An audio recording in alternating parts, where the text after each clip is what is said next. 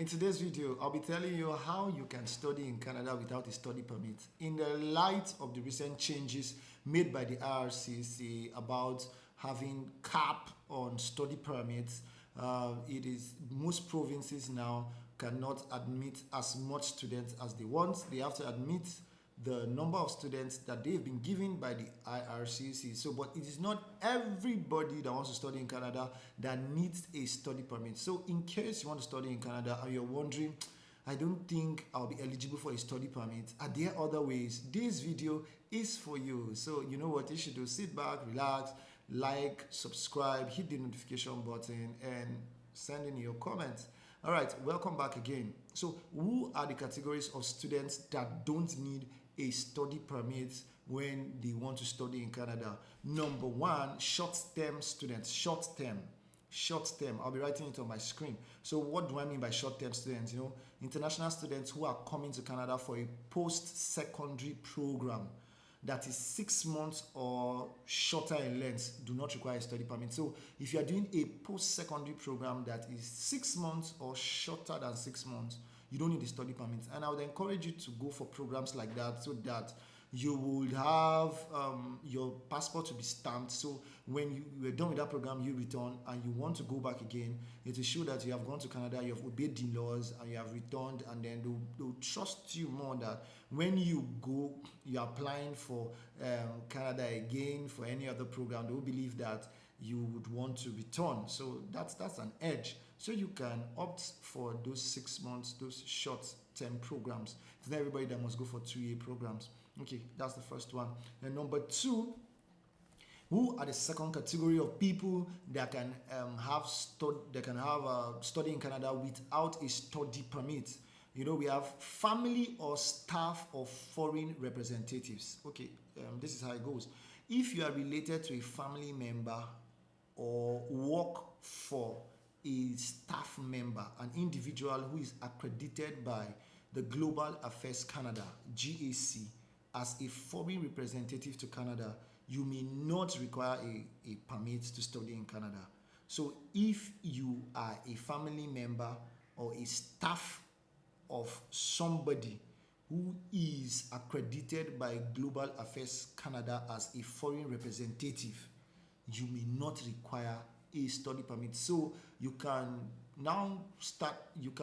contact somebody who is a foreign representative in Canada, and if that person can employ you and make you his staff, then you don't need to require a study permit. Or if you're a family member of a foreign representative, you don't need a study permit to study in Canada. So the Global Affairs Canada must recognize that person as a foreign representative.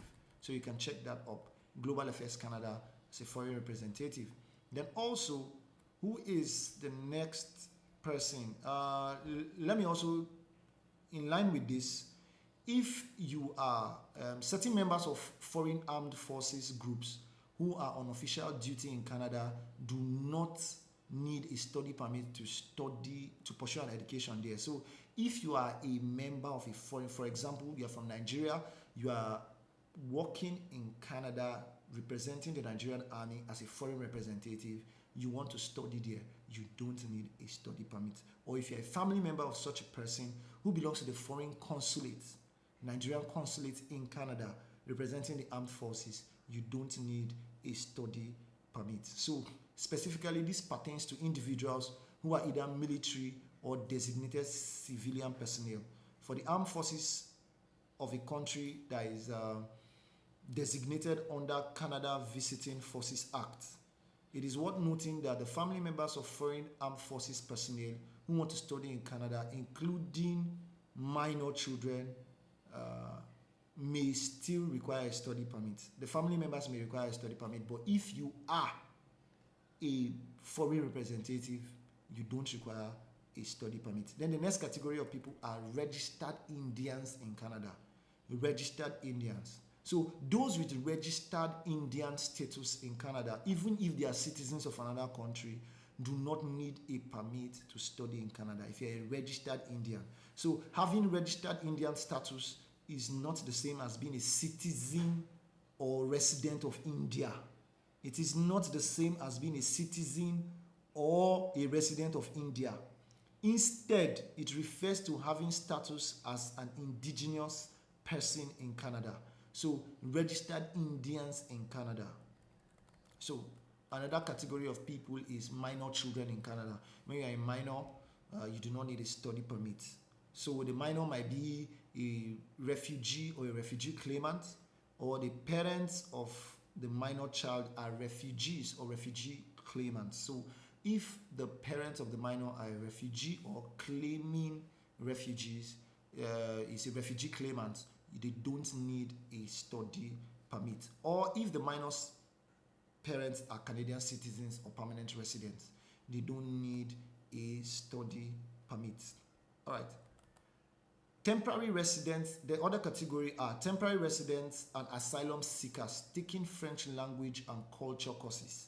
So if you're a temporary resident or you're an asylum seeker taking French language and culture courses, you don't need a study permit. So eligible temporary residents or asylum seekers in Canada do not require a study permit to take French language and cultural integration courses in Quebec.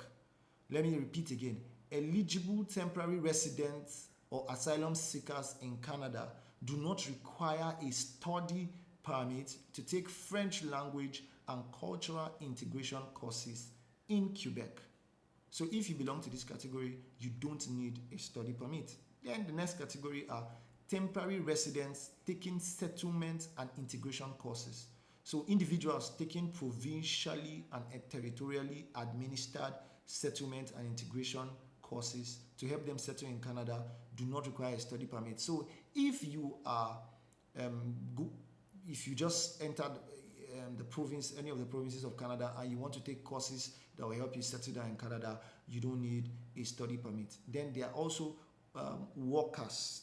If you have a valid work permit that was issued on or before 7th of June 2023, or you have been issued a letter on or before the 7th of June in 2023, which authorizes you to work while IRCC processes your work permit application or extension, you don't need a study permit. So if you are a worker that has work permits in Canada, you don't need a study permit, or you are in the process of applying for your study permit and you have a letter that that authorizes you to work while you are waiting for your work permit application or extension, you don't need a study permit to work in Canada. So if you belong to any of these categories, know that you can study in Canada without a study permit.